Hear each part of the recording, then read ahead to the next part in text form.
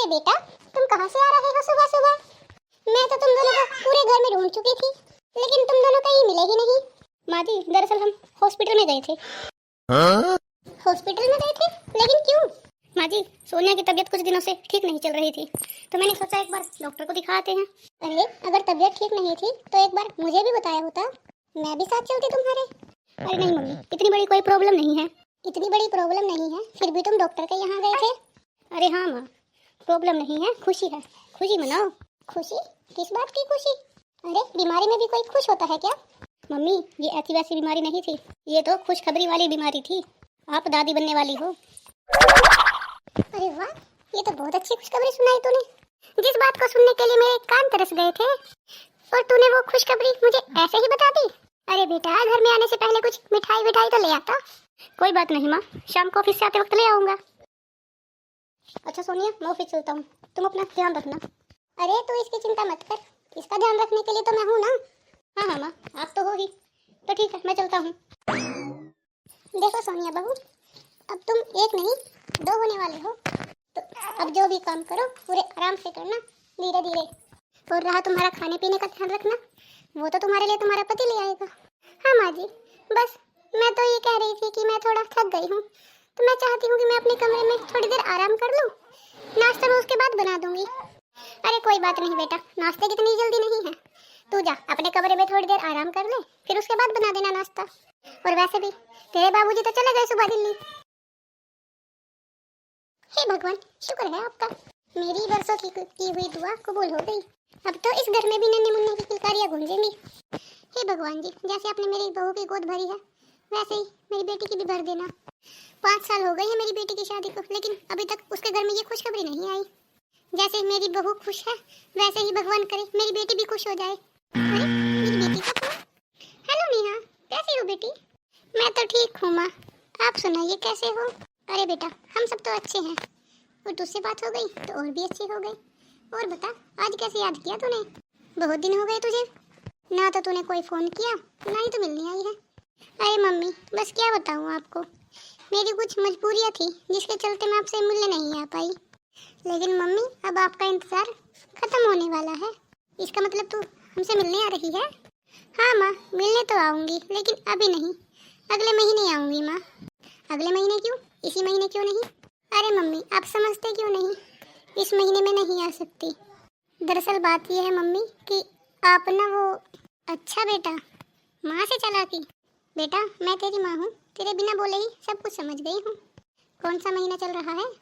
बस मम्मी, अभी अभी पता चला है हमें तो, और मेरी सास ने कहा है कि तू कहीं नहीं जाएगी। अरे बेटा, ऐसे थोड़ी ना होता है। मम्मी, अब क्या बताऊँ, मेरी सास मुझसे दिन भर काम करवाती है, कहती है कि काम करते रहोगे तो बच्चा नॉर्मल होगा, स्वस्थ पैदा होगा। तू एक काम कर बेटा, तू आज ही यहाँ पर चली आ, जो होगा देखा जाएगा। तेरे ससुराल वालों से मैं बात कर लूँगी। ठीक है माँ, मैं शाम तक आ जाती हूँ। चलो, अच्छी बात है, मेरी बेटी घर आ रही है, अब तो मैं उसके लिए अच्छी अच्छी चीज़ें बनवाऊँगी खाने के लिए। आखिरकार ये मेरी बेटी का पहला बच्चा है, और नियम के अनुसार बेटी का पहला बच्चा तो मायके में ही होता है। अब तो चाहे जो भी हो जाए, मैं तो अपनी बेटी को मायके बुला कर ही रहूंगी।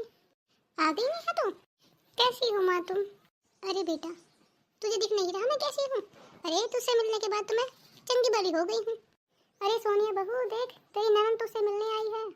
अरे नेहा दीदी, आप अचानक कैसे आना हुआ आपका? क्या बताऊँ भाभी, मेरा ये पहला बच्चा है, और मेरी सास मुझसे इतना काम करवाती है कि मैं तो सारा दिन थक कर चूर हो जाती हूँ। अरे आग लगे ऐसी सास को, इस हालत में भी बहू से कोई काम करवाता है क्या?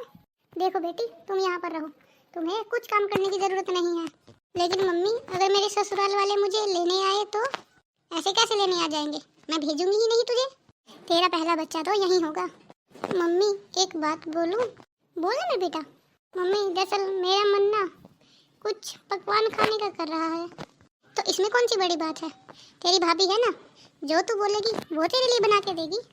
मम्मी जी, दीदी का मन पकवान खाने का कर रहा है, लेकिन मेरा मन तो कुछ मीठा खाने को कर रहा है, तो क्या मैं अपने लिए भी कुछ मीठा बना लूं?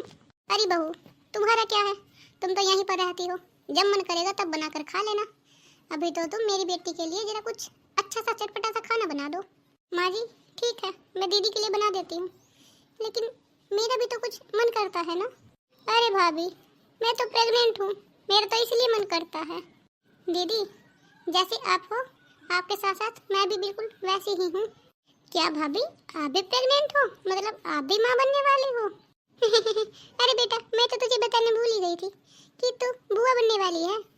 तेरे भैया भाभी को भी आज ही पता लगा है, यही सुबह हॉस्पिटल गए थे। भाभी, क्या कर रहे हो आप? जाओ ना, मुझे बहुत भूख लगी है। ठीक है दीदी, मैं बना कर लाती हूँ।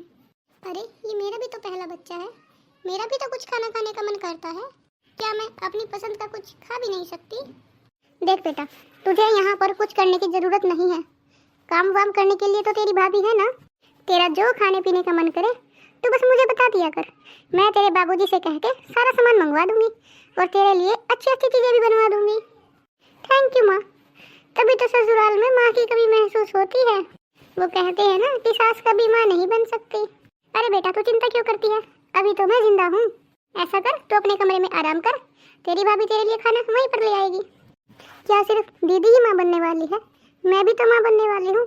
अगर दीदी का कुछ खाने का मन करता है तो क्या मेरा मन नहीं करता कुछ अच्छा खाने का? कर भी क्या सकती हूँ अब मैं इसमें? दीदी तो अपने मायके आ गई, मैं तो अपने मायके भी नहीं जा सकती। एक काम करती हूँ, इन्हें बोल देती हूँ कि शाम को आते हुए रबड़ी ले आएंगे। हेलो, सुनिए जी, आप ऑफिस से आते वक्त मेरे लिए थोड़ा रबड़ी ले आएंगे? अरे, तुम क्यों चिंता करती हो? मैं शाम को ऑफिस से आते वक्त तुम्हारे जो मन करे मुझे मैसेज कर देना, मैं तुम्हारे लिए ले आऊँगा। थैंक यू रमेश जी, एक आप ही तो हैं जो यहाँ पर मुझे समझते हो। ऐसी कोई बात नहीं है। अरे, तुम माँ बनने वाली हो, जो तुम्हारा मन खाने पीने का करेगा तो मुझे बता देना बस एक बार, मैं सब लेकर आऊँगा तुम्हारे लिए। एक यही तो है इस घर में जो मुझे समझते हैं। चलो खैर, कोई बात नहीं, मैं दीदी के लिए खाना बना देती हूँ। मेरे लिए तो ये शाम को ले आएंगे। सोनिया बहू, तुम अभी तक किचन में खड़ी खड़ी क्या कर रही हो? कुछ नहीं माँ जी, बस दीदी के लिए खाना बनाया था तो सोच रही थी बस डालकर अभी लेकर आती हूँ। खड़ी खड़ी सोचती ही रहेगी क्या? तेरे चक्कर में तो मेरी बेटी भूखी ही रह जाएगी। ये लीजिए माँ जी, मैंने इसमें दीदी की पसंद की सब चीज बना दी है। दे मुझे ये थाली, मैं खुद ले जाऊंगी अपनी बेटी के पास। और हाँ, अब तुम महारानी की तरह अपने कमरे में जाकर आराम मत करने लगना। जितना ज्यादा काम करोगी उतना ज्यादा बच्चा स्वस्थ पैदा होगा। माँ जी, आप मुझसे इतने गुस्से में क्यों बात कर रहे हो? जैसे दीदी माँ बनने वाली है, मैं भी तो माँ बनने वाली हूँ। अरे बेटा, मेरे कहने का मतलब है कि बच्चा नॉर्मल होता है। गर्भावस्था में औरत जितना ज्यादा काम करती है उतना ज्यादा उसके शरीर के लिए अच्छा होता है। काम करने से शरीर स्वस्थ रहता है, और अगर शरीर स्वस्थ रहेगा तो आने वाला बच्चा भी तो स्वस्थ रहेगा ना बहू। हाँ हाँ माँ जी, मैं सब जानती हूँ। ठीक है बहू, जब तक मैं नेहा को खाना खिला कर आती हूँ तो किचन में झाड़ू पोछा कर देना। हाँ हाँ, मैं तो इस घर में सिर्फ काम के लिए ही हूँ ना, मैं तो जैसे कोई इंसान ही नहीं हूँ। ये तो सिर्फ अपनी बेटी और उसके होने वाले बच्चे की ही फिक्र है, ना तो इन्हें मेरी फिक्र है और ना ही मेरे होने वाले बच्चे की। ऐसा करते करते धीरे धीरे 9 महीने पूरे हो गए। अरे बहू, तू यहाँ बैठी है, घर का सारा काम हो गया क्या? हाँ मम्मी जी, सारा काम कर दिया मैंने, बस कपड़े रहते हैं तो मैं सोच रही हूँ कि मशीन में ही डाल दूँ। वॉशिंग मशीन से कपड़े धुल जाएंगे तो थकावट थोड़ी कम होगी। अरे बेटा, ऐसे समय में वॉशिंग मशीन से कपड़े नहीं धोते, हाथ से झाड़ू पोछा लगाया करो, कपड़े भी हाथ से ही धोया करो। लेकिन मम्मी जी, दीदी तो सारा दिन आराम करती रहती है। जब आप कहते हो कि काम करने से डिलीवरी नॉर्मल होती है तो फिर दीदी क्यों नहीं करती काम? बेटा, वो अपने मायके में है, और अगर तुझे आराम करने का इतना ही शौक है तो जा, तू भी चली जा अपने मायके, वहीं करवा लेना अपनी डिलीवरी। मम्मी जी, मैं तो बस ऐसे ही बोल रही थी। बेटा, मैं अच्छी तरह से जानती हूँ कि तुम क्या कहना चाह रही हो। इन 8 महीनों में मैंने बहुत देखा है ये सब। मेरी बेटी घर का काम नहीं करती तो तुम सारा दिन उसे जलती रहती हो। अगर तुम्हें इतना ही शौक है ना बेटा आराम फरमाने का, तो तुम भी अपने मायके जाओ और आराम करो। मेरी बेटी अपने मायके में है, यहाँ आकर वो काम क्यों करेगी? वैसे भी पहला बच्चा मायके में होता है, तो जाओ वहीं करवाओ तुम भी अपनी डिलीवरी। हेलो रमेश बेटा, बता हॉस्पिटल की क्या खबर है? मम्मी, आप दादी और नानी दोनों बन गए हो। सोनिया को और नेहा को दोनों को ही लड़के हुए हैं, लेकिन नेहा की डिलीवरी नॉर्मल नहीं हो पाई, डॉक्टर को उसका सी सेक्शन करना पड़ा। डॉक्टर का कहना है कि नेहा ने गर्भावस्था के समय पर ना तो घर का कुछ काम किया है और ना ही वह घूमी फिरी है, जिस वजह से उसके बच्चे ने मूवमेंट करना कम कर दिया था। ठीक है माँ, बाकी बात मैं आपको घर आकर बताता हूँ, अभी हॉस्पिटल में कुछ काम है। ठीक है बेटा। हे भगवान, मेरी हिम्मत मारी गई थी जो मैंने अपनी बेटी को काम ना करने की सलाह दी। मेरी गलतियों की सजा मेरी बेटी को भुगतनी पड़ी और काम ना करने की वजह से उसका सी सेक्शन हो गया। खैर, अब कर भी क्या सकते हैं।